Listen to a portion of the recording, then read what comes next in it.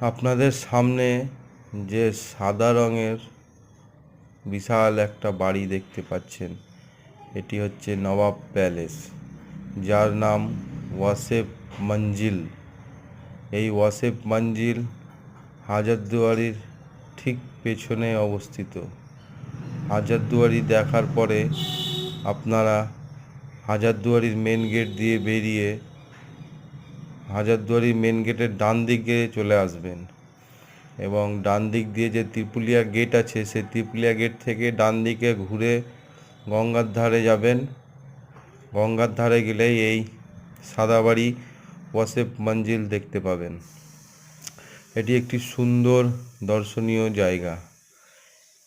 এরই চারিপাশে ফাঁকা জায়গা আছে, ফাঁকা মাঠ আছে, যেগুলোতে আপনারা পিকনিক করতে পারবেন এবং পিকনিক করার সঙ্গে সঙ্গে ফ্রিতে গাড়িও পার্কিং করতে পারবেন।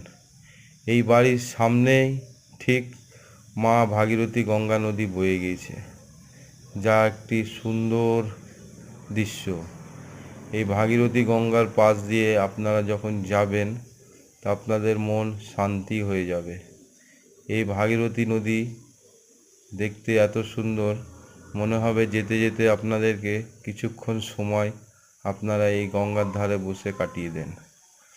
এবং এই রাস্তা সোজা সোজা একবারে চলে যাবে দক্ষিণ দরজা, যেটাকে নবাবদের বিশাল একটা গেট বলা হয়। এই দক্ষিণ দরজার পাশেই অবস্থিত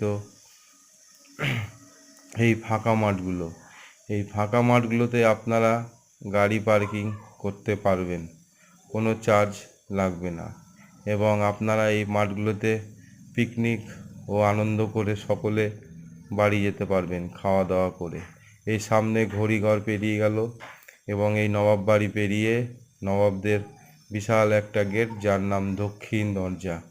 এই দরজার নিচ দিয়ে বেরিয়ে সোজা আপনি লালবাগ মার্কেটে যেতে পারবেন, যেখানে বিশাল বিশাল দোকান আছে। আপনারা মুর্শিদাবাদ সিল্ক ও কেনাকাটা করতে পারবেন, এছাড়াও আরও অন্যান্য কিছু কেনাকাটা করতে